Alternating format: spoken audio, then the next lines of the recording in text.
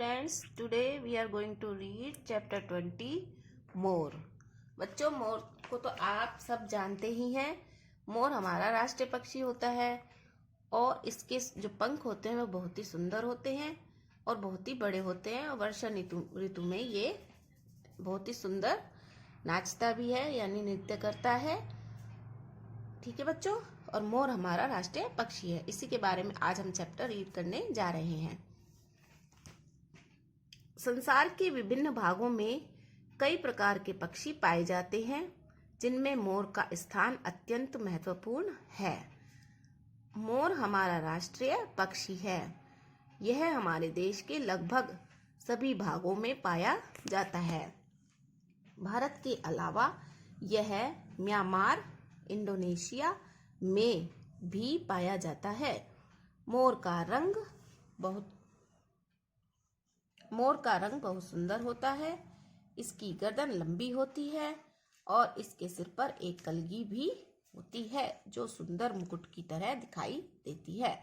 बच्चों, मोर के बारे में बहुत सारी चीजें यहाँ बताई गई हैं, जैसे कि ये हमारा जो देश है भारत, वहाँ उसके सभी भागों में पाया जाता है। भारत के अलावा अगर कोई देश है जहाँ ये पाया जाता है तो वो है म्यांमार और इंडोनेशिया। और मोर का जो रंग होता है वो बहुत सुंदर होता है। गर्दन इसकी लंबी होती है और इसके सिर पर जो कलगी होती है वो मुकुट की तरह दिखाई देती है। मोर के पंख सुंदर होते हैं और इनकी लंबाई 4-5 फुट तक हो जाती है। ये इसकी विशेषता है मोर के पंखों की। इसके पंखों में हरे रंग के पंख सबसे अधिक संख्या में पाए जाते हैं, यानी हरे रंग के पंख सबसे अधिक होते हैं इसके पंखों में। मोर के कुछ पंख नीले और सुनहरे रंगों के भी होते हैं। मोर अपने पंखों को अगस्त के महीने से गिराना आरंभ कर देता है, यानी शुरू कर देता है। कौन से महीने में गिराता है वो? अगस्त के महीने में गिराना शुरू करता है। प्राचीन काल से ही मोर के पंखों का प्रयोग अनेक कार्यों में किया जाता रहा है। प्राचीन काल यानी पुराने समय में भगवान श्री कृष्ण जो थे वो मोर के पंखों को अपने मुकुट में लगाते थे। इसके पंखों से बहुत ही आकर्षक पंखे बनते हैं, जिनका प्रयोग पूजा के समय किया जाता है। मोर के पंखों का प्रयोग शुभ माना जाता है। ये तो आप जानते हैं। भगवान श्री कृष्ण कौन थे? यानी जो श्री कृष्ण थे भगवान, वो अपने पंखों में अपने मुकुट में मोर के पंख लगाते थे और इनके पंखों से जो है आकर्षक पंख, इनके पंख जो होते हैं उन बहुत ही सुंदर होते हैं, इसलिए पंखे बनते हैं जिसका प्रयोग पूजा के समय किया जाता है। मोर बहुत अच्छा नाचता है। वर्षा ऋतु में यह अपने पंखों को फैला लेता है और नाचना आरंभ कर देता है, लेकिन नाचते हुए मोर की नजर जब अपने पैरों पर पड़ती है तब वह नाचना बंद कर कुछ उदास हो जाता है, क्योंकि इसके पैर बहुत भद्दे होते हैं। भद्दे यानी कुरूप होते हैं। बच्चों, ये सब तो आप समझ ही गए होंगे कि मोर के पैर जो है बहुत ही भद्दे होते हैं। जब वो नाचता है तो अपने पैरों को देखता है और पैरों को देखकर वो उदास हो जाता है। मोर एक शिकारी पक्षी है। यह सांपों का घोर शत्रु होता है। शत्रु यानी दुश्मन। सांपों का ये शत्रु होता है, दुश्मन होता है, मतलब उसको मारकर खा जाता है और लड़ाई भी हो जाती है इन दोनों में। मोर को भीड़ भाड़ में रहना अच्छा नहीं लगता, इसलिए यह बाग बगीचे में रहता है। राष्ट्रीय पक्षी होने के कारण सरकार ने इसके शिकार पर प्रतिबंध लगा रखा है, यानी कोई इसका शिकार नहीं कर सकता। प्रतिबंध लगा रखा है यानी कि बिल्कुल रोक लगा रखी है, कोई भी इसके शिकार नहीं करेगा। संदेश हमने क्या सीखा इस चैप्टर से? हमें मोर का संरक्षण करना चाहिए, यानी उसका बचाव करना चाहिए, उसको मारना नहीं चाहिए, उसका शिकार नहीं करना चाहिए, क्योंकि मोर हमारा राष्ट्रीय पक्षी है। नेक्स्ट पॉइंट है शब्दार्थ। कलगी मोर या मुर्गे के सिर का उभरा हुआ भाग।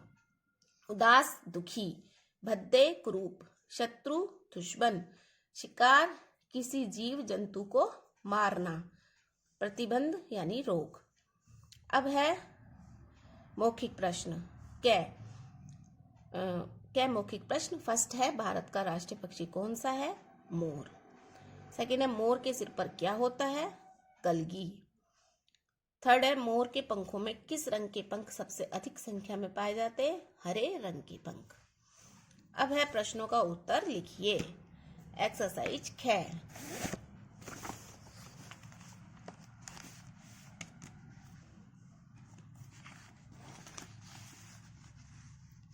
फर्स्ट है मोर किन देशों में पाया जाता है?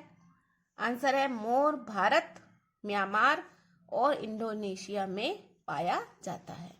सेकंड क्वेश्चन है मोर के पंखों का प्रयोग कहाँ कहाँ किया जाता है? तो आंसर है मोर के पंखों से बहुत ही आकर्षक पंखे बनते हैं जिनका प्रयोग पूजा के समय किया जाता है। थर्ड क्वेश्चन है मोर के पंखों की क्या विशेषताएं हैं? तो आंसर है मोर के पंख सुंदर होते हैं और इनकी लंबाई 4-5 फुट तक हो जाती है। ये क्वेश्चन आंसर आपको लर्न करने हैं और अपनी नोटबुक में राइट करने हैं। नेक्स्ट एक्सरसाइज है गे एक्सरसाइज, रिक्त स्थान भरिए। फर्स्ट है भगवान श्री कृष्ण अपने मुकुट में मोर पंख लगाते थे। इसमें श्री कृष्ण आएगा। सेकंड है मोर की गर्दन लंबी होती है। थर्ड है मोर अपने पैर देखकर नाचना बंद कर देता है। फोर्थ है मोर सांपों का घोर शत्रु होता है। घ एक्सरसाइज है, सही उत्तर पर सही का चिन्ह लगाइए। फर्स्ट है मोर के पंख की लंबाई कितने फुट तक हो जाती है? तो इसमें आएगा 4-5 फुट तक हो जाती है, यहाँ पर टिकाएगा। सेकंड है मोर सामान्यतः किस ऋतु में नाचता है?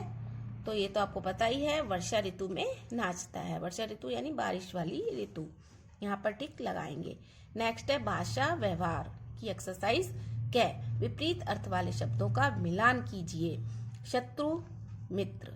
विपरीत अर्थ वाले यानी विलोम शब्द। आरंभ, अंत। अच्छा, बुरा। लंबी, छोटी। ख एक्सरसाइज है गलत शब्दों पर गोले बनाइए। जो गलत हैं उन पर गोले लगाने हैं। महत्वपूर्ण गलत है क्योंकि इस पे बड़े की मात्रा आती है, और सरकर गलत है क्योंकि यहाँ पर सरकार होता तो ये कै पर आकर डंडा आना चाहिए था। बाकी सब सही लिखे हुए हैं। नेक्स्ट है एक्सरसाइज वचन बदलिए। वचन, एक वचन से क्या बताना है आपको? बहुवचन बनाना है। चिड़िया, चिड़िया, यहाँ पे चंद्र बिंदु लगा देंगे। ऋतु, ऋतुएं। कलगी, कलगियां, यानी जो बड़ी मात्रा है बड़ी की वो छोटी में बदल जाएगी, छोटी की आ जाएगी यहाँ पर कलगियां। बगीचा, बगीचे। नेक्स्ट है चित्रात्मक अभ्यास। ये चित्र देखा है पेड़ का, इसमें कुछ फ्रूट्स और कुछ चीजों के, खाने की चीजों के छोटी छोटी चित्र बना रखे हैं, जो कि आपको यहाँ पर फिल करने हैं कि कौन सा इनमें से आपको पसंद है और कौन सा इनमें से आपको नापसंद है। तो पसंद वाले में आप अपनी मर्जी की चीजें भी लिख सकते हैं और नापसंद में आपको जो पसंद नहीं है वो भी आप लिख सकते हैं। मैंने यहाँ पर सेब, भिंडी, आइसक्रीम, गोभी, दूध लिखा है और यहाँ पर बैंगन, समोसा, घी, पालक, मटर लिखा है। आप इसमें कुछ भी चेंज कर सकते हैं। ओके बच्चों, आपको ये सारी एक्सरसाइजेज बुक में फिल करनी है और क्वेश्चन आंसर और शब्दार्थ लर्न करने हैं। Okay, thank you.